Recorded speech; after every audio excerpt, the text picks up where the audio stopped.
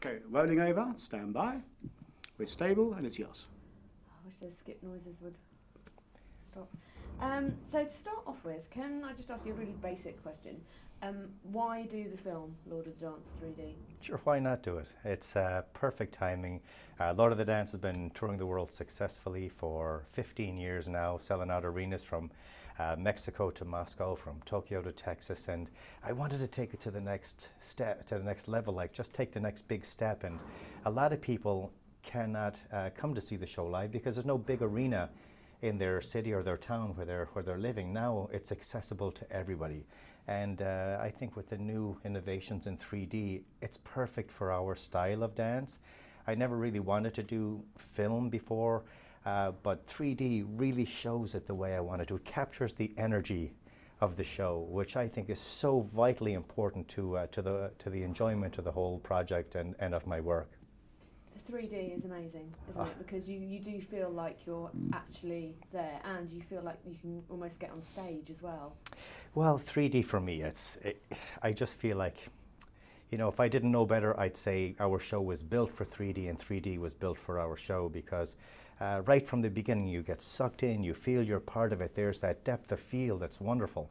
Even the big screen at the back of the stage, I broke it into 7 screens to give it more depth of field, and I put the steps in so that it's a full, huge, big picture filled with dancers. And then you have 80 feet of stage that's completely naked with nothing on it, so that the cameras can come behind us when we're on stage and you can literally see the faces of the people in the audience. You can recognize people. That's how clear it is, and that's magic. Is it weird being able to actually watch yourself in 3D? Because this must be the first time you've almost seen yourself perform. I hate watching myself anyhow, hate it. Don't watch my videos, don't watch my interviews. I'm not good at that. I'm my own worst critic, and I'm sure it's going to be even worse in 3D. You can't escape. It's, you know, it's very unforgiving, but you know what?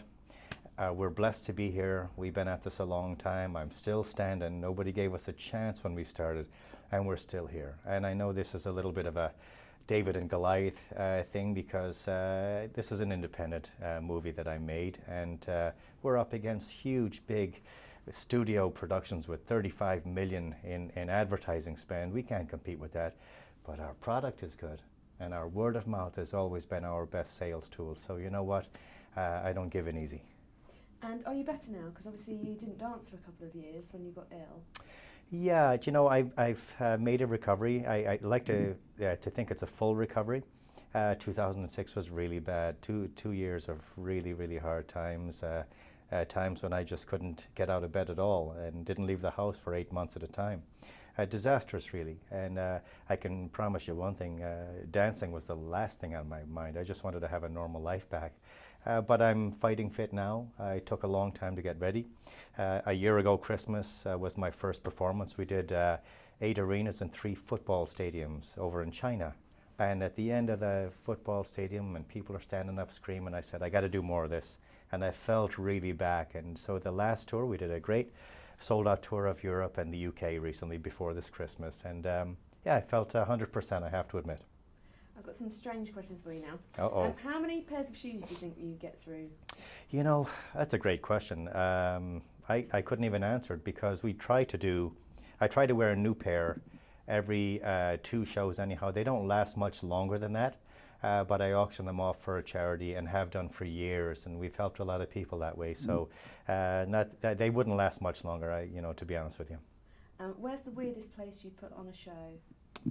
The weirdest place? Oh, I don't really know. Well, we've performed all over the world, from Leipzig in Germany to places in Russia. You know, I don't remember. For me, all people are wonderful. All places are great.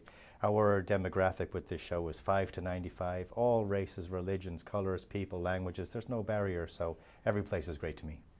My boss came to see you, I think in Germany, and you came out of a moat. Yes, I remember that. That might be the weirdest one. We were at a castle in Germany, and I remember I had to walk on water. It sounds ridiculous. I had to walk on water, and first I had to come up through from the water, and then walk through fire along the water, and then disappear. And I'm not going to tell you how I did it, but it was a great thing and very press worthy. That's what the press loves, as you know. So it worked. Yeah, we're still talking about it now. That's really good.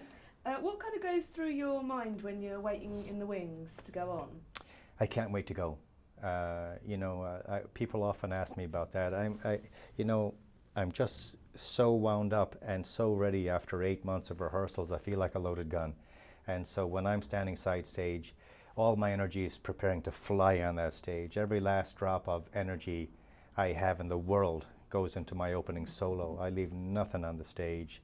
And that my whole motto every night is just empty the barrels, leave nothing there. And people pay good money to see me perform and to see our shows.